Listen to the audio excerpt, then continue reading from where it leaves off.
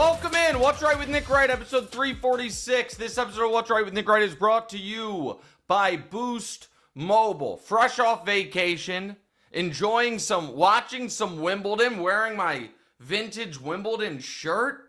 That I still never gone, but I wear this while I'm watching. I feel like I'm more into it. Also, Damonza, I have a nice little matching two-piece outfit that I wear whenever I go to the U.S. Open that has guys playing tennis on it. It's just like cartoons of people playing tennis that I wear it. Your mom had it squirreled away in a giveaway bag of clothes.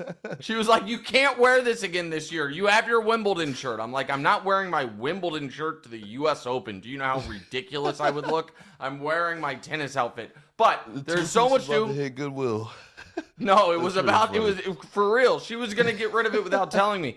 A ton to do today. Great to see you. We got some good family time. Damonza was on our family vacation with us. We're back from Hawaii.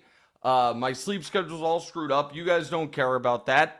So let's get right into it because we have a ton to do. We also have a 3-hour TV show today. Shows from 2 to 5 right after soccer.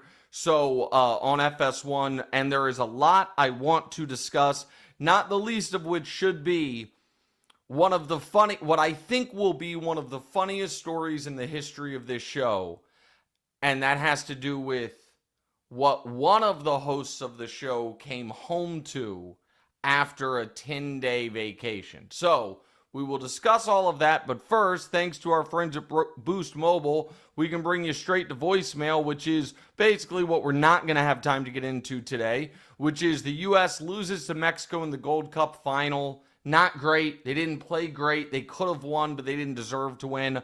Bronny had a nice little highlight play in Summer League, and more importantly, I also think that Bronny's quote about, listen, there are guys in this league that can give you 15 to 20 points. I'm not one of those guys right now. I'm not going to be one of those guys. I'm going to have to make it work on defense. I thought that was a great quote. I also thought Bronny had a hilarious quote when they asked him about the rumors swirling around LeBron James.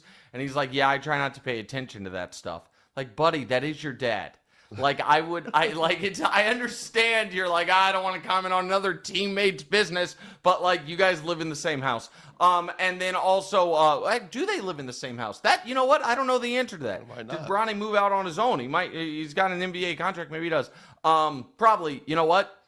Again, I'll stay out of the young man's business, but if there's anyone in the world that could all of a sudden be making $1.5 million on their own, and the house that they can afford is a massive, massive downgrade from what they're used to living in, it might be Bronny. So I maybe would, stay at home as long as I could.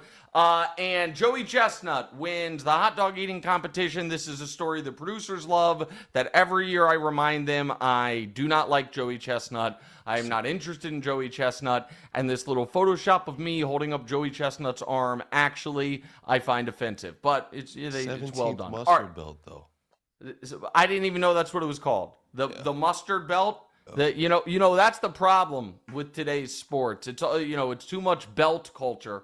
All right, like, rate, subscribe, review, and give us some likes. I listen to my friends on Poker Go. By the way, oh man, I do have an announcement coming up that I think I can make. I gotta clear it with everyone. I think I can make on this podcast on Thursday.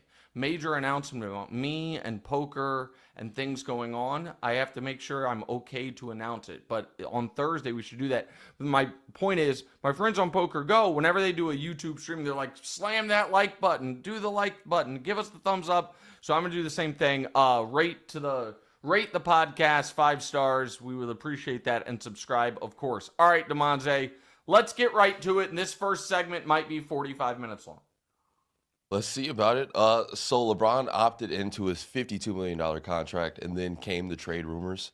Rich Paul came out with a statement and said LeBron knows the Lakers are building for the future. He understands that, but he values a realistic chance of winning it all. You thought that they were going to come away with a center.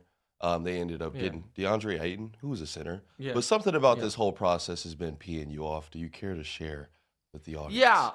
So I have just been mystified at the combination of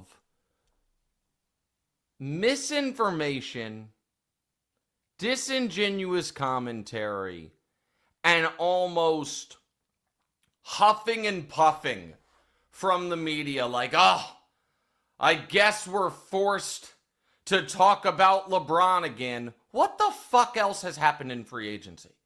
The Kevin Durant trade that all of us knew was coming, that we talked about that was awesome, that was exciting. Other than that, it's been the deadest free agency imaginable. One team had cap space, it was the Nets. They decided to use it just to take other teams' bad contracts. Shams was telling us a month ago this could be the craziest offseason ever. Nothing's happened. Other than the Durant move, the most notable move is Norman Powell getting traded to Miami. Norman Powell, who, by the way, oddly enough, the only time Norman Powell's been discussed on regularly on podcasts and TV shows, aside from ones focused on the Clippers, was a different LeBron James thing when people were like, oh, won't anyone think of Norman Powell and his all-star spot if LeBron knew he wasn't going to play? And so, but I'm listening to and reading folks basically be like, all right, I guess we'll feed the content and engagement monster and have the boring, tired discussion of, could LeBron James be traded? You mean the greatest player of all time? Or, you know what, to not argue with folks, the at worst second greatest player of all time who's never been traded, who is open now potentially to being traded? That's a boring discussion. We'd rather talk about the Pacers losing Miles Turner because they don't want to pay the tax because Halliburton got hurt. That's what we'd rather talk about. Cam Whitmore for 2 second-round picks. Like, what are we doing? This is, and it's not lost on me today, this very moment, is the 15-year anniversary. I didn't know that until I saw an article written about it this morning. Today's the 15-year anniversary of the decision, which means we've had 15 years of enhanced, more round-the-clock, more 12-month-a-year, 365-day NBA transaction interest, from player empowerment to the owners trying to wrestle it back, super teams, homegrown, all of it. It came because LeBron and Maverick put together a TV show and changed the whole paradigm. And 15 years later, he's still one of, if not the most interesting person in the league. And folks who cover the league for a living seem almost resentful that this is a story. So I don't understand that. But that's, I guess, a matter of taste. That's a personal preference, so be it. But then there is what I consider the outright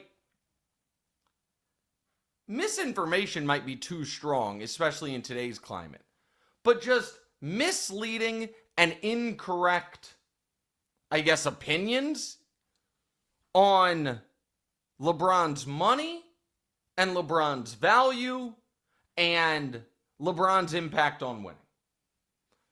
Because here's what I know. Last year, we had an off season, by the way. We're in the Olympics. They had all the best players in the world came together in Paris to play a basketball tournament. And then they voted on who was the most valuable player in that tournament, and it was LeBron James. Now, I argued you could have gone co-MVPs because LeBron carried the team up until the final, and then Steph was so utterly brilliant in the semifinal and the final. If you wanted to split the baby, so be it, that's fine. But he won the MVP of that. Then this year, we had a whole NBA season.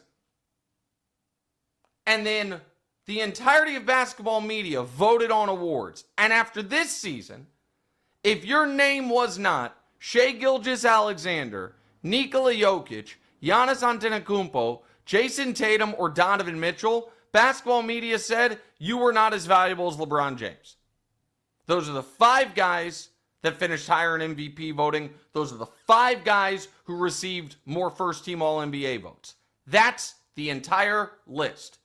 Not Steph, not Kawhi, not Durant, not who's the younger guys that I'm leaving out. Not Cade, not Halliburton in the regular season. He obviously came on huge in the postseason. None of those guys. We had an awards. We had a season. 6th most first-team All-NBA votes. 6th in the MVP voting.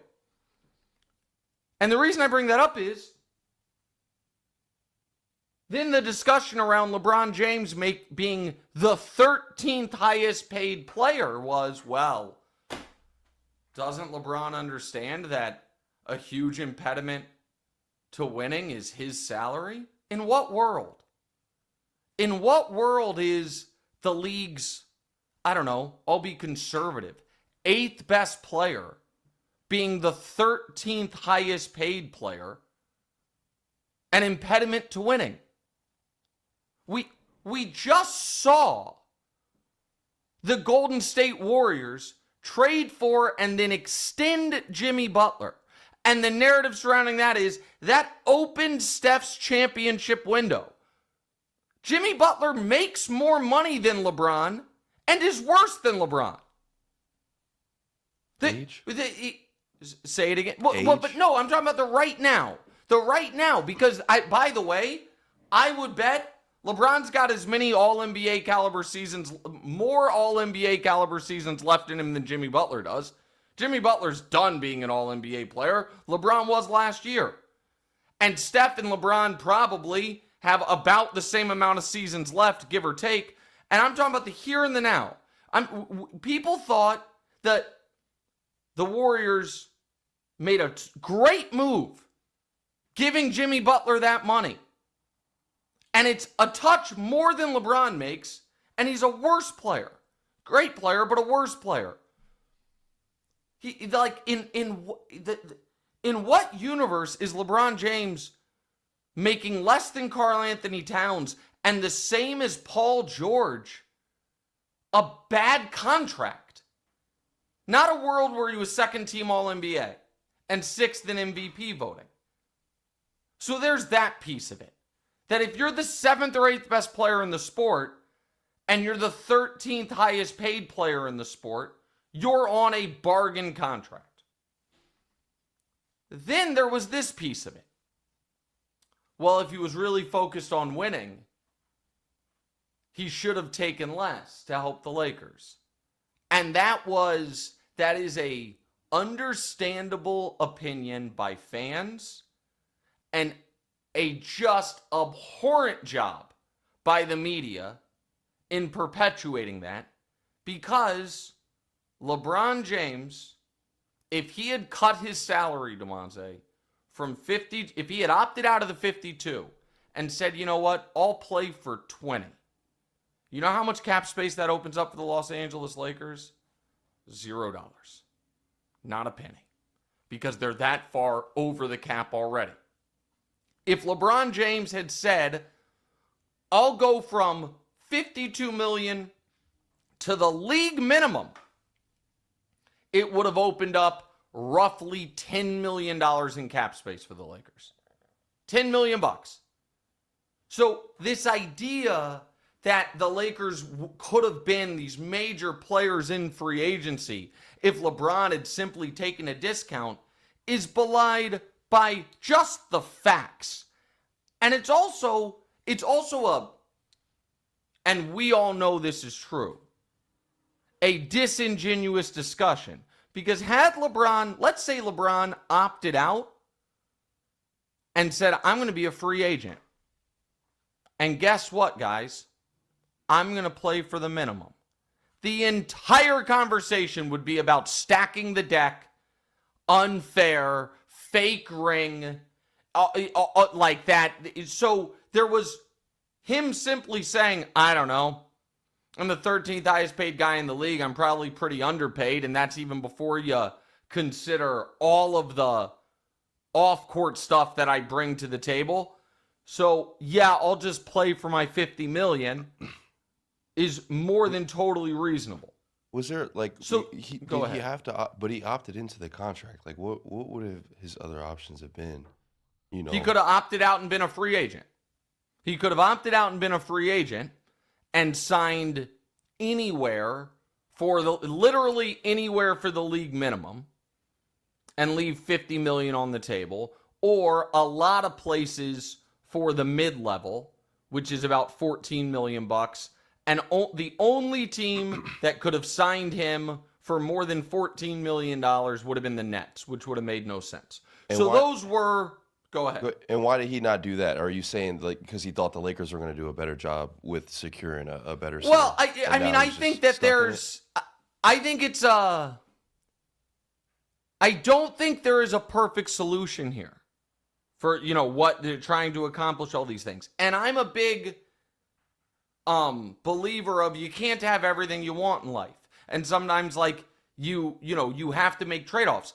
I'm not sitting here arguing that the Lakers owe him something more than they owe Luka, which is to try to win a damn championship this season. And I'll get to the Lakers piece of it in a minute. I'm not saying that there is a perfect solution for what he's trying to accomplish. What I'm saying is the narrative that, a huge impediment to winning is, when you pay a player way more than he's worth, that's going to hurt you. Like the example people use is, Kobe at the end. When LeBron was... according to NBA voters, which I am not, was the 6th best player in the league last year. Right. So that part is to me just erroneous. Then there is okay, you've made over $1 billion. You want the Lakers to be more competitive, take less money, Dirk style, and give them flexibility. When you look at it, that him taking less money would not have given them any flexibility.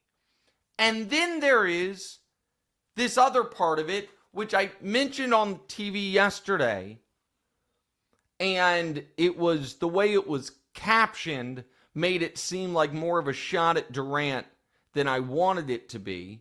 But I said what I said, which was, and this is the part to me, Damonza, that I find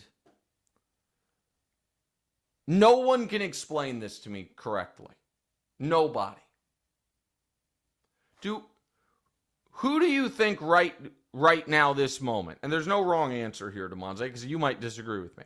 Who do you think right now, this moment, is better, Durant or LeBron? And do you think it's close in either direction? Offensively, I'd say Kevin Durant. But as far as like initiating, who's the better player? The better player, better all around. I'd have to give it to LeBron. But it's either way, it's pretty close, probably, right? Yeah, exactly. Like if one guy's the 8th best player in the league, the other guy's the 10th best player in the league, or 9 and 12, or whatever, right? So despite the age, I think we can agree that LeBron is the more durable player, has been. Like, you know what I mean? LeBron is less likely to miss 30 games with an injury. That's not a matter of opinion. We just know it, okay? So here's what I don't understand. Kevin Durant was available for trade. And the media lost its mind. Who should go after him? These are the teams. Durant doesn't want the Minnesota. Should Minnesota trade for him anyway? If you trade for him, do you want to just give him a contract? The Rockets were the 2 seed. Gave up their leading scorer, a valuable defender who I don't like in Dylan Brooks, and the 10th pick of the draft. And everyone's reaction was like, what a great job by the Rockets. They might win the title. A guy who at the very least is as good as Durant, and I think a touch better, is available, potentially, and the same media is like, who'd fucking want him? I mean, real, like, it doesn't make any sense. That's what I don't understand. Like last year, LeBron was better than Steph. They are similar. LeBron's older, but again, like at kind of similar places in their career. Steph's team was 24-25 when they traded for Jimmy Butler. You felt like it made them contenders. They lost to the Timberwolves in 5 in the playoffs.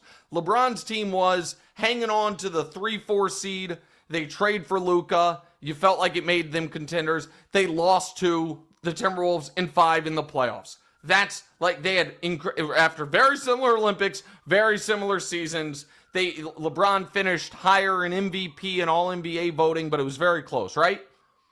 If Steph Curry had released a statement like, I don't know about the future of the Warriors, and people thought he might be available, it would be a full stop freak out about what teams should package what things to try to get him. And we just saw it happen with Durant. When last year LeBron was better than both those guys. And the collective reaction is, well, I guess maybe a team or two should make a courtesy call. And a collective eye roll of, I can't believe we're having this discussion. Has everyone lost their mind?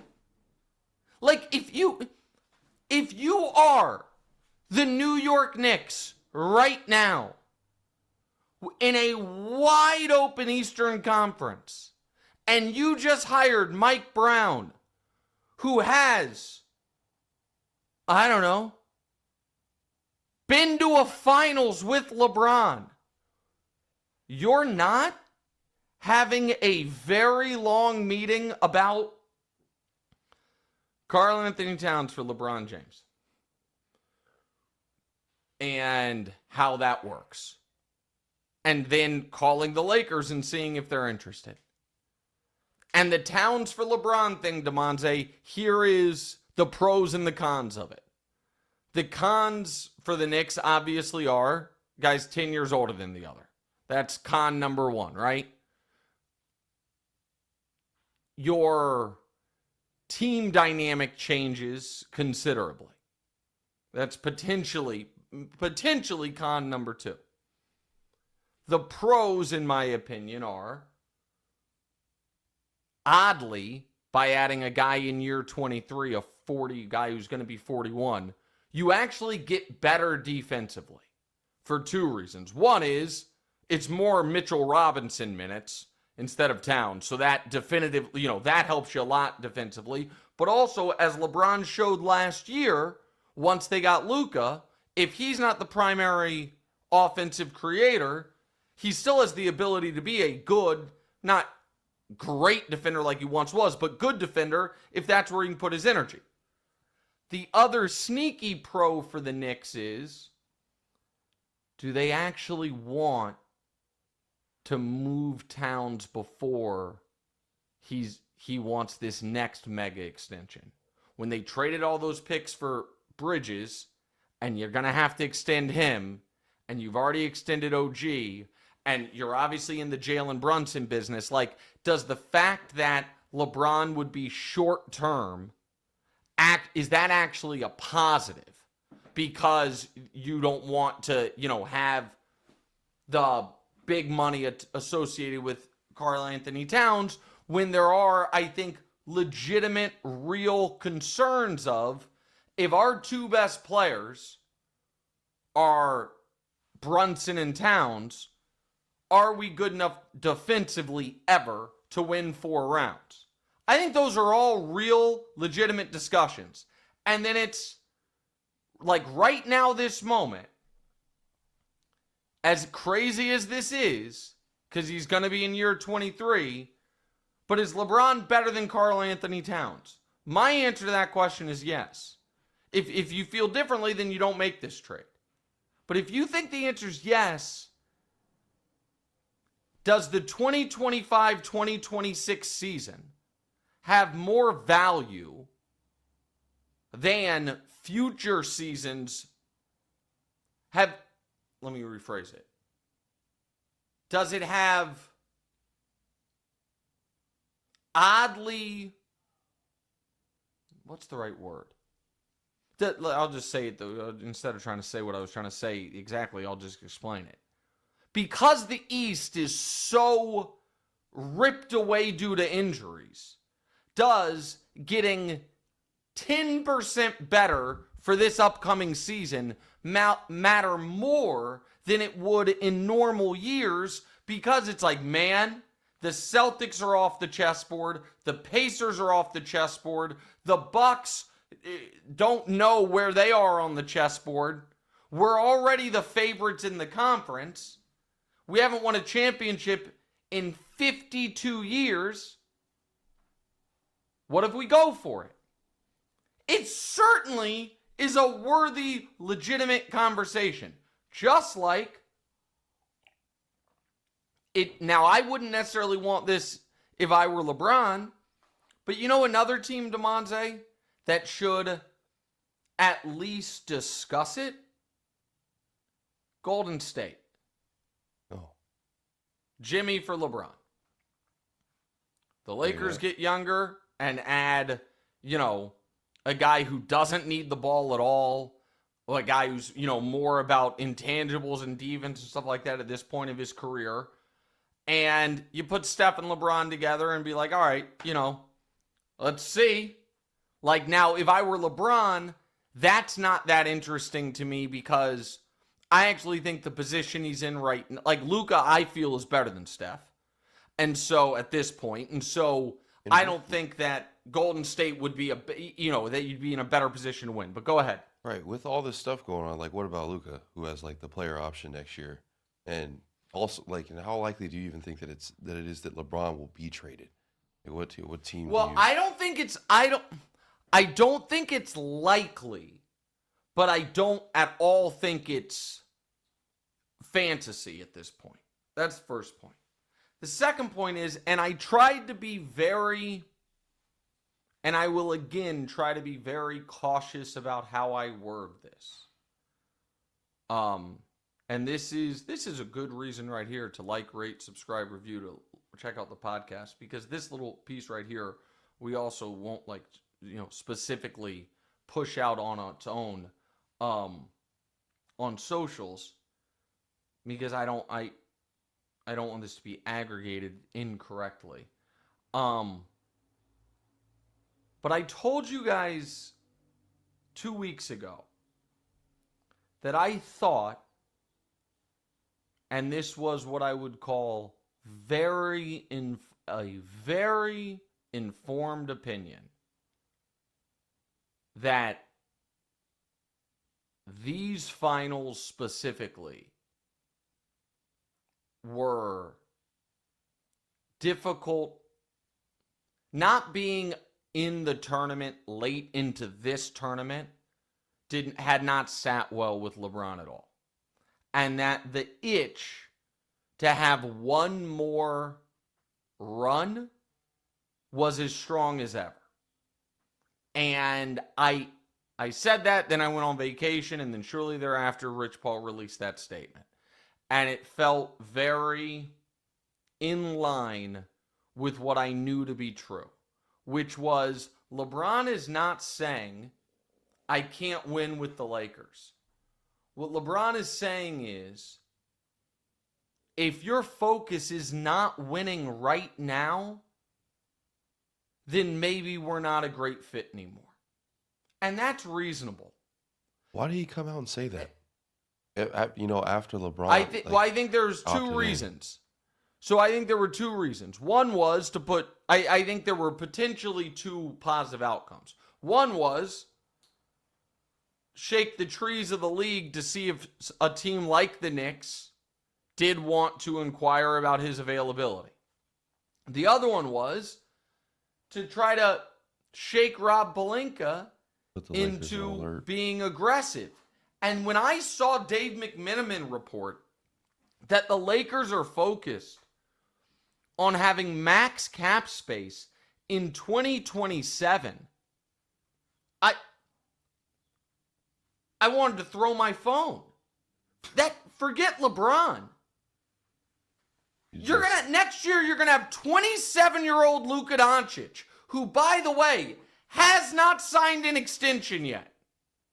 You know when your window is? Right now. Every year. And I've also heard be like, well, listen, if Luka and LeBron aren't good enough to win a title, then how much of that is on Luka and LeBron? And the answer to that is yes and no, because this is how I felt at times when I was frustrated with the Lakers when AD was still there. When it's like, okay, if it were a 2-on-2 tournament, would the Lakers, when it was LeBron and AD, and the rest of that mismatched supporting cast, would they have a better chance of winning the NBA title if the league were set up as it is right now, if it were 2-on-2? And I felt for a number of those years, probably 2-on-2. Like, their top two guys against anybody else's top two guys, take your chances. And it's the supporting cast that is not, especially in the new NBA, with a weak link era, where you need 5 legitimate guys, and that's how I feel right now. If it were if it were LeBron and Luka against Jokic and Murray, and I guess Giannis and Miles Turner now, which would be an awkward 2-on-2 game, and Steph and Jimmy, and Brunson and Karl Anthony Towns. I like their chance. I like the Lakers' chances. Katie and Şengün. Ooh, that'd be fun. But it's not that. And so, rounding out the rest of the roster, and by the way, I don't hate the Ayton move. I've never liked Ayton. And Damonza, if you remember, I don't know if you saw it. Sidebar from all the bad LeBron rant stuff. Okay. I'm so glad you remember that. So, a year ago, 2 years ago, however long ago, DeAndre Ayton got traded to the Portland Trail Blazers and played terribly at the start of the year. And then he did an interview. And one of the things he said was, yeah, everything's been off, including I've been sleeping on an air mattress. And I said to Damonza, and I don't know if he thought I was being unfair or not, that right there, that one statement is such an indictment on Ayton's professionalism and maturity that it's not acceptable when you're a professional athlete who's been paid, who was on a near max contract, to be like, well, shit, my bed hasn't been delivered, so I guess for 6 weeks as a 7-foot tall NBA center, I'm going to sleep on an air mattress. It's just not acceptable. It's not. It's in the same, you just can't happen. What do you do in that situation? You sleep in a hotel room, or are you? No, you have you could have got a bed expedited, is what you're saying. You can get. I could get. If you're, right now, the nicest bed at Mattress Firm. No free ads, but I'll just shout them out. The nicest bed, all of it. It's they're expensive. Bed's gonna be expensive, $12,000, $15,000. If you call mattress, whatever, bed company X, Mattress Firm, if you'd like more of these plugs, you need to talk to our sales department. And be like, hey, what's the biggest, nicest bed you have in stock? Okay. How much does it cost? Okay. All right, listen, what's your name? Marcus? All right, Marcus, how are you doing today? Today's your lucky day because you answered the phone. Here's the deal. I need that bed or a facsimile of it at my house by the end of the day. I do not care what you have to do for it. Here's the deal. I'm going to give you my credit card. You pay whatever extra fees there are. And when it gets done, I'm having someone come down to the store and give you $5,000 cash. Call me back in a half hour and let me know how it's happening. That would get done. And you pay a $5,000 I need my bed now tax, and you have a good NBA season. So, point was, I said that guy's not to be trusted. He gets traded from the Blazers, and the reports are, oh my God, this guy. He's late for meetings. He misses treatment. He's a pain in the ass. I'm like, yeah, you know how I knew? Because he was sleeping on an air mattress. That's how I knew. It's just, I mean, and so, with all that said, Oh, good. with all that said, I don't, for $8 million, he's worth a flyer. I've never been a DeAndre Ayton guy, but he's worth a flyer. There are other moves I would have liked more, but worth a flyer. I think the Lakers, Rob Pelinka's never been good at his job. And I understand he was in that analogy I just made, Marcus, the mattress salesperson, who a guy called him up and was like, hey, lucky day, I'm going to buy your best bed and give you $5,000 tip for your trouble. He was the Marcus in that analogy, and the guy calling him was Nico Harrison, and instead of $5,000, he offered him Luka Doncic. But that didn't make Marcus the world's greatest mattress salesperson, and that didn't make Rob Pelinka great GM. It was just like, oh, shit, lucky day. And so I think alienating Dorian Finney-Smith when Luka loves him and Luka hasn't signed in his extension yet is worrisome. Something. It's not nothing. I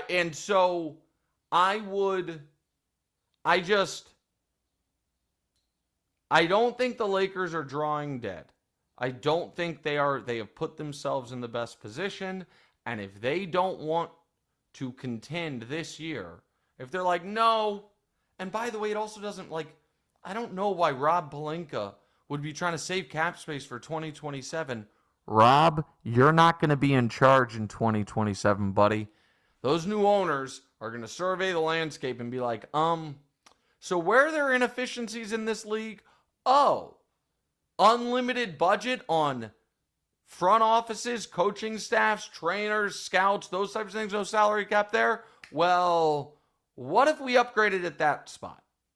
And so there it is. I said it might be 40 minutes. It was 30. That's my Lakers LeBron rant. Dude. I hope you all enjoyed it. I have one I'm almost as passionate about football-wise that we're going to do in a second. But first, I got to remind you guys, for the first time ever, we have a full-blown all-women's boxing mega event, and it's going down right here in New York City. 2 title fights, same night. And if you're like me and love the action, DraftKings Sportsbook is where it's at. Katie Taylor versus Amanda Serrano, the trilogy fight. It's the third one between them. Absolute legends. Katie's putting her super lightweight belt on the line, and you know Serrano's going to bring the heat. Don't sleep, though, on the co-main. Alicia, the bomb Baumgardner, I love that, explosive power, taking on the undefeated WBA interim champ, Jennifer Miranda. That one's going to be fireworks. If you've never bet with DraftKings, super easy. Pick who you think's going to win. Yeah, betting, again, gamble responsibly, all that type of stuff. But betting boxing is pretty straightforward. If you just want to bet a straight winner, it really is that easy. Check this out. If you're new to DraftKings, throw down $5, boom, $150 in bonus bets instantly. Bet $5, get $150 in bonus bets instantly. Again, Katie Taylor versus Amanda Serrano in their trilogy fight. And then also co-main event, Alicia the Bomb Baumgardner against Jennifer Miranda. Download the DraftKings Sportsbook app right now. Use promo code WRIGHT, WRIGHT. That's code WRIGHT for new customers to get $150 in bonus bets instantly. When you bet just $5 only on DraftKings, the crown is yours. All right, Damonza, before we get to what hopefully is one of the, what I think will be one of the funniest stories we've ever told on the show, I do want to talk a little bit about Patrick Mahomes. First show back, gone for 10 days. 2 things happened while I was on vacation. Both your guys attacked. I was just walking around, walking the beach, listening to things on trying. I wasn't on Twitter much. I read 3 books. I did the New York Times crossword every day, But then I'd walk the beach and, listen to things. And I just heard the worst takes. And they were centered around my two guys, LeBron James and Patrick Mahomes. So let's get to the Mahomes piece of it.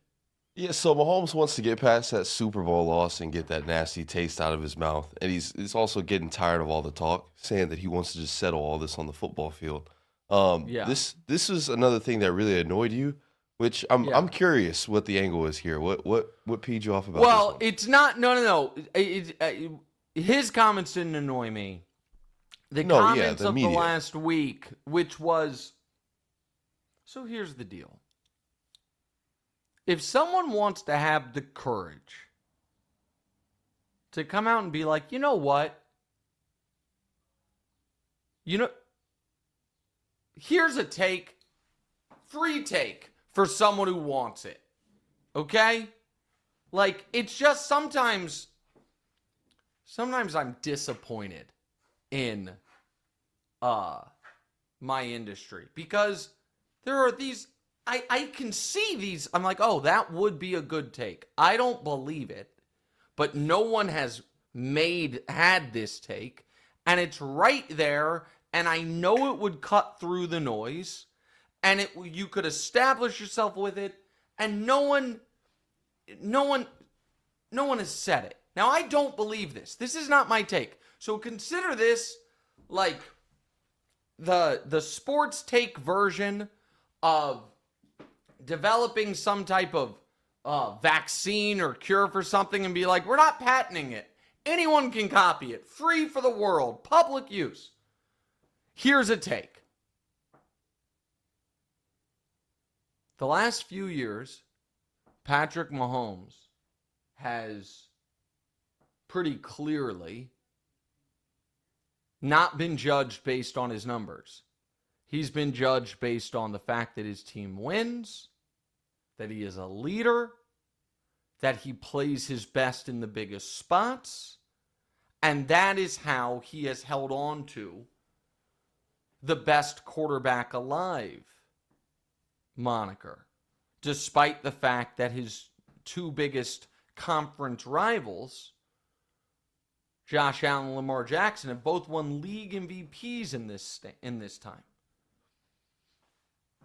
And if that has allowed Mahomes to climb to the top of the quarterback mountain, then the exact same standard should be used to evaluate Jalen Hurts.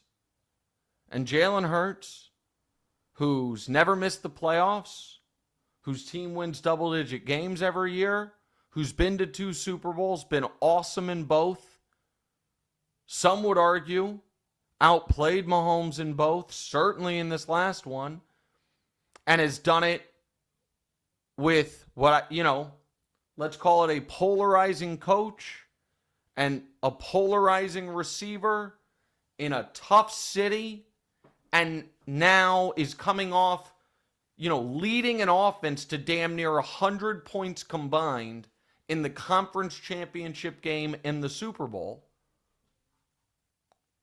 and puts his body on the line, doesn't care about his passing numbers, for the most unstoppable play in football. That player, the defending Super Bowl MVP, he's the best quarterback alive. End of take. That take is, again, I do not believe it. But it doesn't have a ton of logical holes if someone wanted to have it. Instead, these dopes want to knock Mahomes off his perch of best quarterback in the league. And they are doing it for one of 3 quarterbacks, really one of 2, and mostly one of just 1, who's never once outplayed him in a big spot. The majority of quarterback rankings lists right now have Josh Allen number 1, which is hilarious. and indefensible and is not an allowable take until one time in a spot that matters. It's not a quarterback wins thing. He outplays Patrick. And the last 2 years, one in his building, one in the Chiefs building, he's had the ball in his hands, chance to go do it. And it couldn't get 40 yards either time. So that's not allowed. Lamar can win every MVP from here until retirement. And until he wins a single big game, it's obviously not allowed. And Joe Burrow had outplayed Patrick in a big spot. Had a chance to really put a stake in the heart of the Chiefs through fourth quarter interception in the conference championship game, lost, and hasn't been back to the playoffs since. And the amount of people trying to argue any one of those three guys has ascended past Patrick because Patrick got beat by Jalen Hurts and they played poorly in the Super Bowl. It's the dumbest shit I've ever heard. You then combine it with this whole, is the Chiefs era over? Based on what?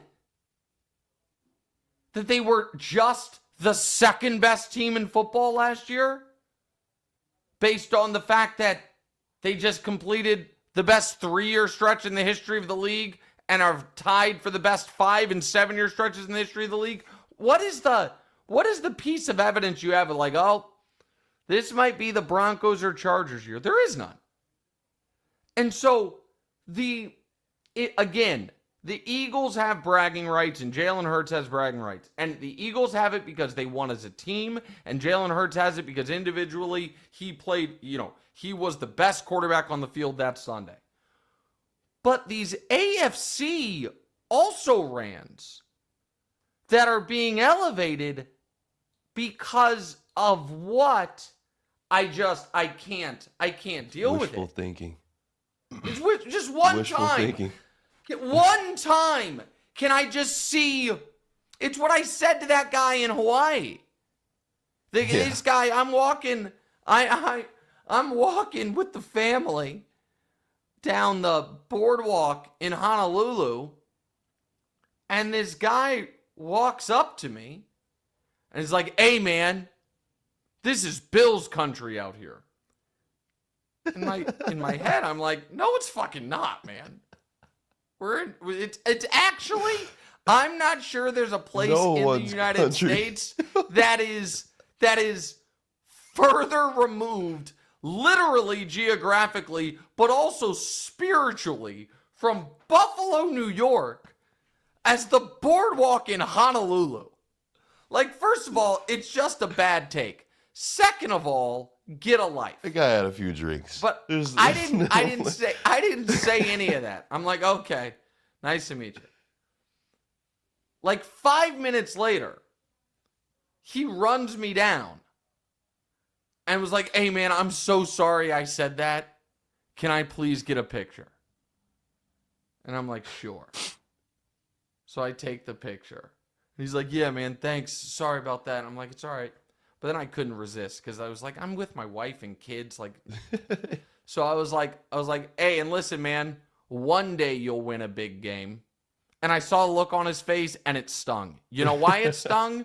The same reason why when people put up that picture of me and Mahomes a couple parades ago where I'm smiling and my nose is casting a shadow on my teeth, it stings because I know it's true. I'm like, damn.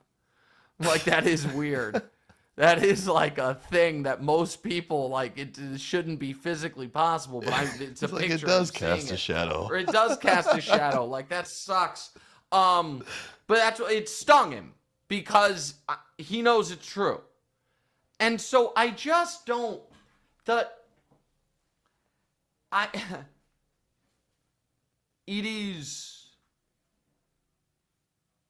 it's really beyond dumb to me.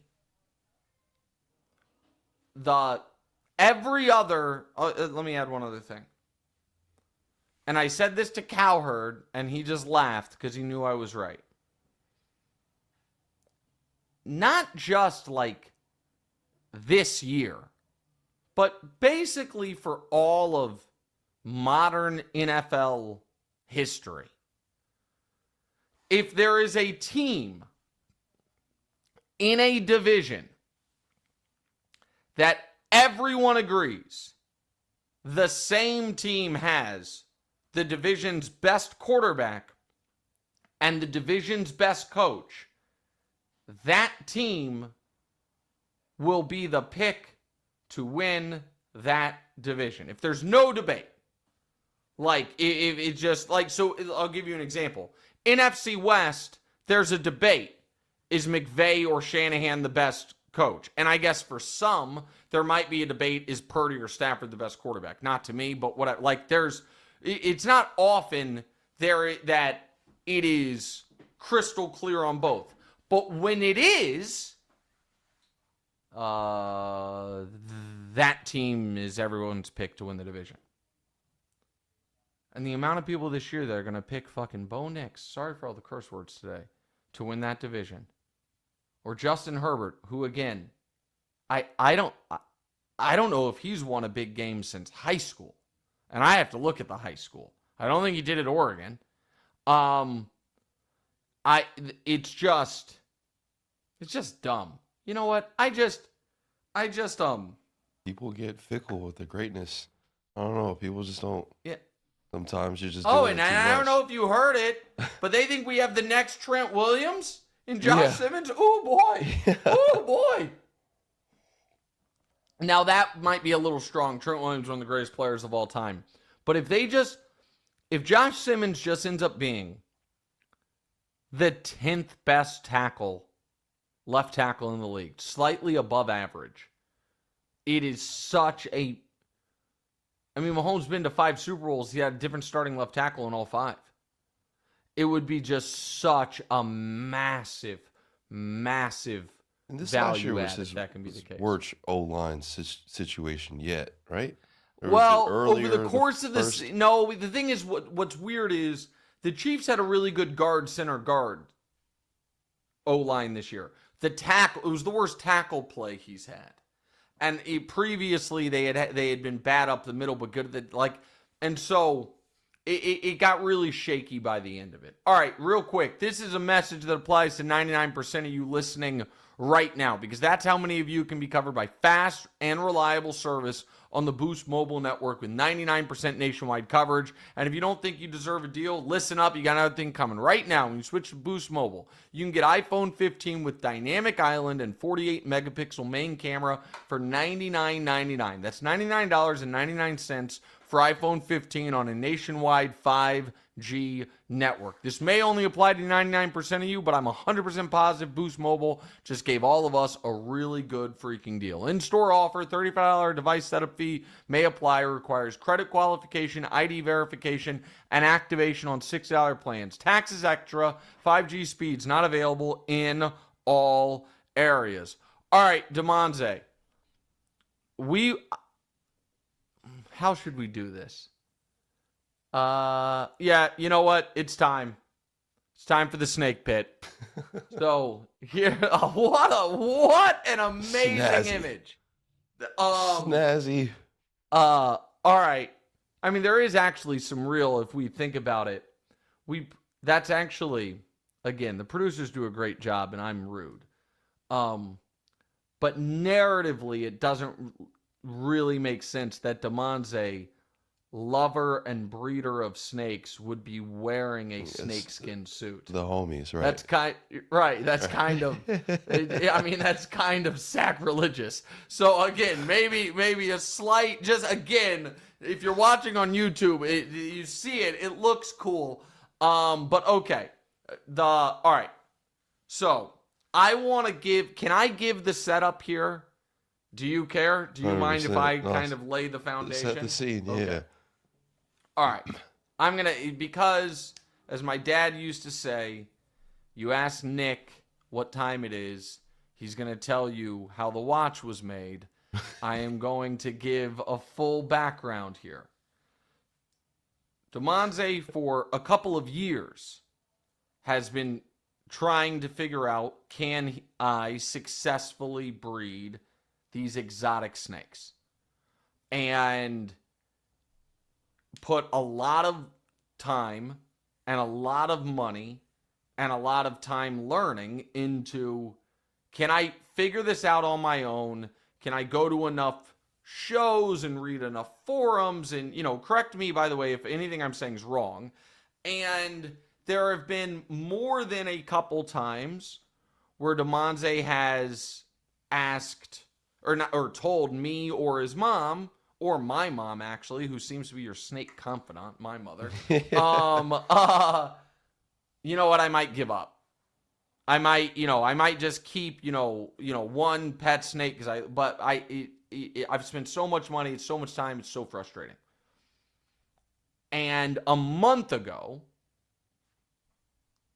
he was on the verge of another one of those, I don't think this is worth all the time and effort.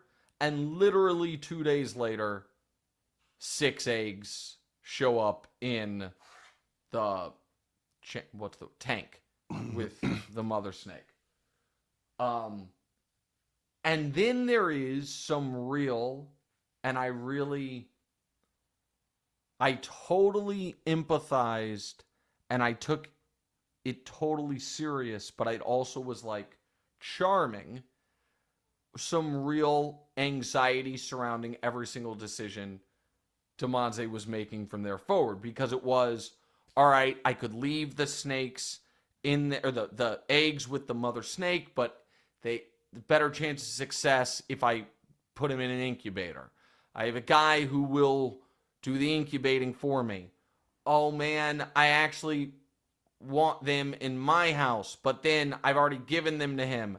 Now I have to buy an incubator. Now I have to transfer them again. Am I doing so? All of this. And then there is the realization, oh no, I'm about to be out of town for 10 days. And the eggs are back in my house. I'm sure there was some real thought on, should I have just left it with these people until I get back? What if there's a power outage? All these things. All of that. But all of it seemingly was fine. You got them back. The incubator worked. It was set up. You sprayed them for mold, I guess. You did all those things you had to do. Except for one small part. Yeah. Which didn't really have anything to do with the eggs. Had more to do with the other snakes. And there I'll let you take over the story, where I might add a bit on my own. Yeah, they let me down. I've got like five grownish snakes or whatever, and I was trying to feed a rat. I brought in 2 or 3 rats. 2 of them got taken. Trying to feed this last one to one of the other hungry snakes. They didn't eat it, so I put it back in the box. I was planning on returning it to the store. That's just how I do it. I go back and get a little store credit for whatever size rat it was. And also, let me add something there. That's tell me if I'm wrong, less of a, you're trying to get the $12 or whatever, No, I'm and just trying to more get the of rat out of my apartment. Right, and not just release it or kill it on Yeah. your own or Yeah, whatever it is, exactly. right? There's a humane piece of it as well. Yes. So, okay, so you bought 3 rats, 2 of the snakes ate them, 1 wasn't eaten, you put it back in the box. This is two Fridays ago before we leave for vacation. All right, go ahead, keep going. So put the rat back in the box, and I'm a late packer as well. Like, I probably started packing like Thursday. So like, just got a lot of stuff on my mind. I think it was when I got to Sacramento that I realized that I left this rat inside of the box. And it was just super, super stressful for a couple of reasons, but yeah, and then I didn't have my homie go over there and check it until about 2 days after that. Okay, so this is if I can jump in for a second. So I realize Sunday something is amiss because Damonza's like on the phone a bunch. Yeah. And I'm like, so something's going on. And then he tells me what the deal is. And one of the first things he says is, don't rats chew wires? Yeah. where rats chew wires. So Damonza has created a vision in his head where this rat has chewed its way out of this box and then has somehow picked up all the wires in the apartment, the power cord for the incubator. And so now I'm listening to him call the apartment, get authorization for someone to be let into his apartment, but that person's not going to be there till Monday. Shout out to Tarek. So now, okay. So now Monday comes around, your buddy gets to your apartment, and tell me, set the scene. It's bad news. So yeah, they will sit in there for a little bit. Like there's been times where I have had to keep them in there overnight. And like if I hear them biting at the box or whatever, I'll go over there and I'll nudge it. Like I'll push it like a little aggressively to where like they'll calm down and they won't be trying to get out. They're like, I don't want to go out to what's out there. Yeah. And yeah, so Tarek gets there and I can tell when he first gets over to the box that the rat is definitely not in there because he's tapping on it and he doesn't hear any like squirming or anything inside of it. And the rat had eaten out of the bottom of the box and had been out. And I had Tarek look around. Was nowhere to be found. Nowhere to be found. He thought that he was hearing it behind the oven. I asked him to pull the oven out a little bit. He seemed like halfway uncomfortable with like all the stuff. Yeah, of course. Yeah. Of course. You're having him search your apartment for a loose rat.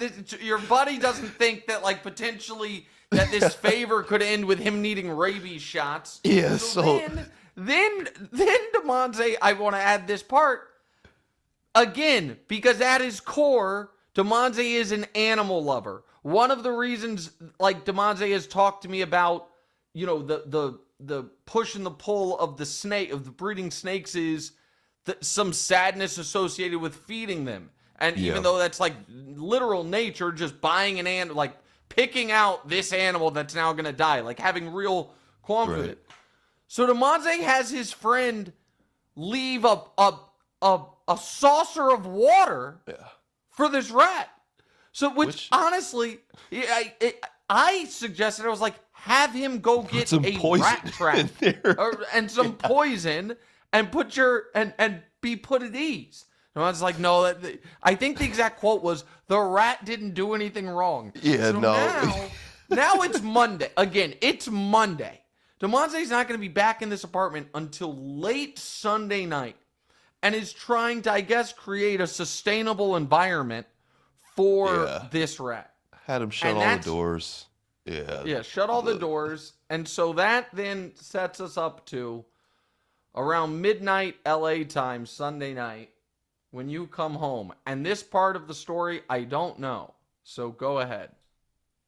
Man, I opened the door and it's like you just knew that there was a dead rat inside of there. Like you just knew there was no way the rat was alive. Dude, was the smell? Yeah, I swept and mopped my floor like really good right before I left. And there was no remnants of pine sol because it smelled like pine sol when I left. And like, obviously I hadn't been in there the whole time. Yeah. And it smelled like death. Like it just smelled like death. And I walked around, I go in and I turn over to my dishwasher and there's the rat on the ground dead. But like the tricky part was it looked like it was dead for a couple days, 2 or 3 days. I go to pick it up, and there were 50 maggots. Like 50 maggots just right under it. And I sprayed those things with Tilex. Like those animals I don't love. I stomped on them. It was honestly the most disgusting thing that I've seen in a really long time. Like I felt bad for sending it to the group chat. Imagine. Like I thought about deleting it, but it got too late. We're on an even longer flight. So Damonza's flight from Honolulu and our flight from Honolulu left oddly within 5 minutes of each other. But he's flying to LA, we're flying to New York. So this all happens 4 hours later, we land.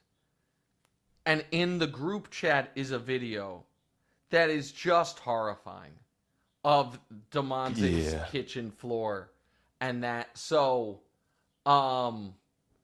So Mary in the chat says that apartment's the maggot house. Now. Well, it's you just know they were only there for the rat, so like I don't have any thought that like they're gonna infest my apartment. But it is crazy how many there were. Like I don't know how long it was dead there, but I just think it's insane how that type of stuff finds its way. It's like fruit flies. Like I don't totally understand it either. Strange. But most importantly, as Vic asks, the eggs are yes, Victor. The eggs are perfect. I will not know anything for sure for another like 2 weeks.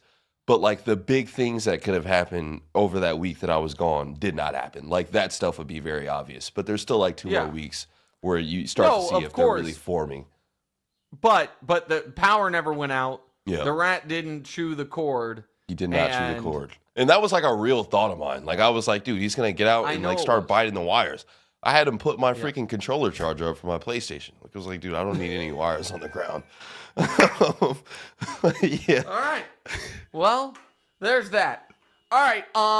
Everything else we're gonna get to on Thursday. I got to go to work. That story over delivered. Listener questions. Let me get to these real quick.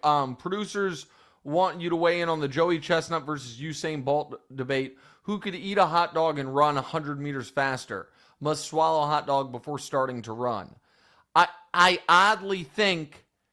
So you understand the idea, what the question here is, Damonza? The question is, this is the contest. The contest is, you must eat a hot dog and then run 100 meters. Because Joey Chestnut would just do them, but then Usain Bolt would like eat it like an actual hot dog. I think the answer oddly, either way. Yeah, I understand. I think the answer oddly is, I think Chestnut's a big favorite in that. Yeah. Because what can a regular human being run the 100 in? 15 seconds? Like, right. You know what I mean? So like it's going to take Usain Bolt like 4 seconds to eat that hot dog.